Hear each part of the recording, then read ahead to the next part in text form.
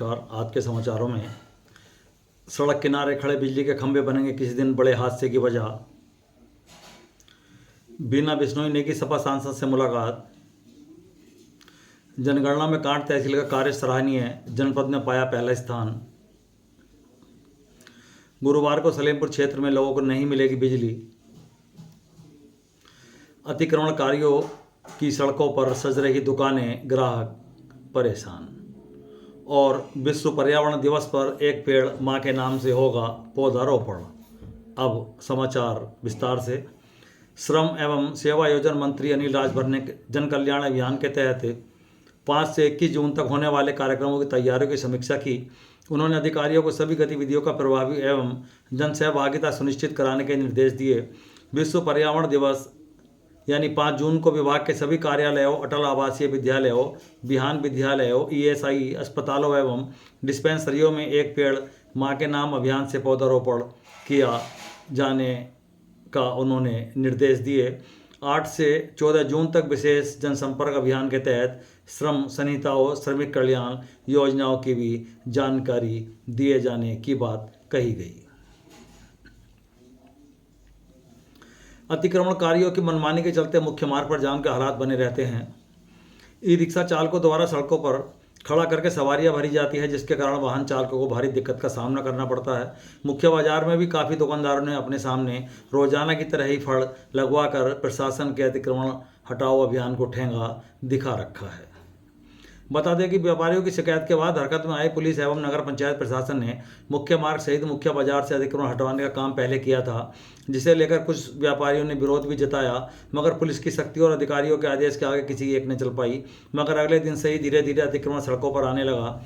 हालांकि कुछ दुकानदारों ने अपना सामान लिमिट के अंदर रखा, लेकिन काफ़ी दुकानदारों ने बाहरी लोगों के फड़ लगवाकर प्रशासन के अतिक्रमण हटाओ अभियान को ठेंगा दिखाने का काम किया, जो कि आज भी जारी है। लोगों ने मुख्य बाजार से अतिक्रमण हटाए जाने की मांग उठाई है। गुरुवार को दिन में सलेमपुर बिजली घर से जुड़े गांव को विद्युत आपूर्ति नहीं की जाएगी। उक्त जानकारी उपखंड अधिकारी ने देते हुए बताया कि सुबह 11 बजे से दोपहर 3:30 बजे तक 33 केवीए के विद्युत उपकेंद्र सलेमपुर पर अनुरक्षण एवं टेस्टिंग का कार्य किया जाएगा, जिससे कि भविष्य में उपभोक्ताओं को बेहतर विद्युत आपूर्ति सुनिश्चित की जा सके। इस कारण सभी 11,000 की पोषक लाइनें भी बाधित रहेंगी। उन्होंने उपभोक्ताओं और किसानों से विद्युत आपूर्ति बाधित होने पर असुविधा के लिए सहयोग किए जाने का आह्वान किया है, लेकिन देर शाम उन्होंने बताया कि इस विद्युत कटौती को बढ़ाकर अब 3 की जगह 4:30 बजे तक किया गया है।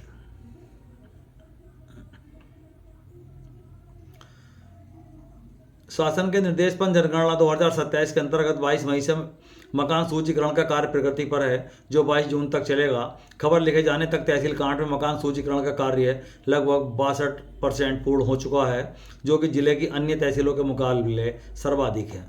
तहसील कांट में कुल HLB 515 हैं, जिनमें से 321 HLB में मकान सूचीकरण कार्य पूरा हो चुका है तथा 194 HLB में कार्य प्रगति पर है। नगर पंचायत उमरी कला में मकान सूचीकरण का कार्य लगभग 44% हो चुका है। नगर पंचायत कांट में मकान सूचीकरण का कार्य लगभग 32.8% हो चुका है। नगर पंचायत अगवानपुर में मकान सूचीकरण का कार्य सिर्फ 4.5 ही पूर्ण हो पाया है। नगर पालिका परिषद ठाकुरद्वारा में मकान सूचीकरण का कार्य 7.5% ही हो पाया है। तहसील बिलारी में मकान सूचीकरण का कार्य लगभग 46.8% पूर्ण हो चुका है। नगर पालिका परिषद बिलारी में मकान सूचीकरण का कार्य लगभग 28.3% हो चुका है।